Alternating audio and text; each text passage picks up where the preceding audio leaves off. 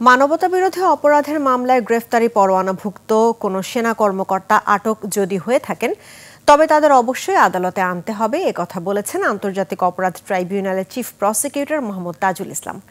আরও বলেছেন, গুমের মামলায় সেনা হেফাজতে থাকাদের বিষয়ে আনুষ্ঠানিকভাবে কিছু জানানো হয়নি, জানলে পরবর্তী করণীয় ঠিক করা হবে।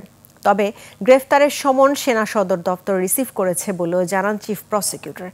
এদিকে জুলাই হত্যাযজ্ঞের মামলায় ক্ষমতাচ্যুত প্রধানমন্ত্রী শেখ হাসিনা সহ ৩ আসামির বিরুদ্ধে যুক্তিতর্ক শুরু হয়েছে। এ সময় সরাসরি সম্প্রচারকালে ট্রাইব্যুনালের ফেসবুক পেজে সাইবার হামলা হয়। শাকের আরজুর রিপোর্ট। সানবিট সব দিবে সামাল। সানবিট ম্যাজিক প্রেস ডিশওয়াশিং এর মাথা ঘোরানো সলিউশন। গুমের 2টি অভিযোগে গত ৮ অক্টোবর শেখ হাসিনা সহ ৩০ জনের বিরুদ্ধে অভিযোগ আমলে নিয়ে গ্রেফতারি পরোয়ানা জারি করেছে ট্রাইব্যুনাল, যাদের মধ্যে বেশ কয়েকজন সেনা কর্মকর্তা রয়েছেন। সোমবার এই গ্রেফতারি পরোয়ানার বিষয়ে অগ্রগতি জানতে চাইলে চিফ প্রসিকিউটর জানান, সেনা সদরে ট্রাইব্যুনালের আদেশ পৌঁছেছে। যে সমস্ত কর্তৃপক্ষের কাছে অবগতির জন্য এই গ্রেপ্তারি পরোয়ানাগুলোর কপি পাঠানো হয়েছিল তাদের কাছেও এটা পৌঁছে গেছে বলে আমরা জানতে পেরেছি।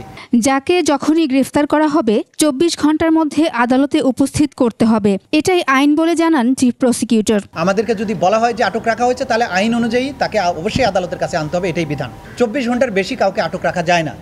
যদি আদালত আপনাকে আটক রাখার অথরিটি দেয় কেবলমাত্র তখনই আপনি আটক রাখতে পারবেন। আদালত যদি তাকে আটক রাখতে বলে আটক রাখা হবে, আদালত যদি তাকে ছেড়ে দিতে বলে জামিন দেয় সেটা দিতে পারেন।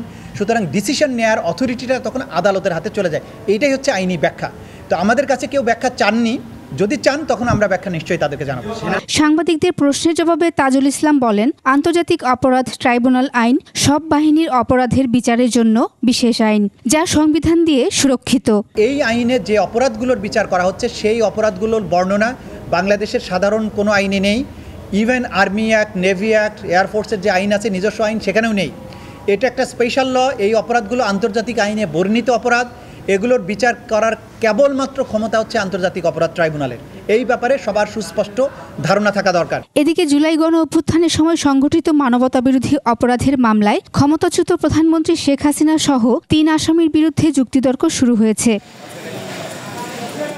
যুক্তিতর্কের পটভূমিতে শেখ হাসিনার 15.5 বছর ও স্বাধীনতা উত্তর আমলে আওয়ামী লীগ কিভাবে ফ্যাসিস্ট হয়ে উঠেছে তা তুলে ধরে প্রসিকিউশন। ব্যবস্থাগুলো ধ্বংস করে দেয়, তত্ত্বাবধায়ক ব্যবস্থাগুলো বাতিল করে, দুর্নীতি সর্বগ্রাসী রূপ পায়। এইটার মাধ্যমে একটা সাধারণ সরকার থেকে তারা ক্রমান্বয়ে একটা দানবে পরিণত হয়েছিল। বিচার বিভাগের তত্ত্বাবধায়ক ব্যবস্থা বাতিল, বিতর্কিত রায়, নির্বাচন ব্যবস্থা ধ্বংস নিয়েও যুক্তি তুলে ধরেন তাজুল ইসলাম। বিচারকদের স্বেচ্ছাচারিতা, এইটাকে রোধ করার জন্য একটা সাংবিধানিকভাবে অথবা আইনি একটা ব্যবস্থা থাকা উচিত বলে ট্রাইব্যুনালের মাননীয় চেয়ারম্যান এটা অভিমত প্রকাশ করেছেন এবং তিনি বলেছেন বিচার বিভাগীয় সংস্কার কমিশনের কাছেও তিনি অভিমত পাঠিয়েছিলেন। এদিন আন্তর্জাতিক অপরাধ ট্রাইব্যুনালে লাইভ করার সময় ফেসবুক পেজে সাইবার হামলা হয়, যদিও পরে এটি উদ্ধার করা হয়েছে। ফেসবুক পেজ, সেটার উপরে সাইবার অ্যাটাক করা হয়েছে।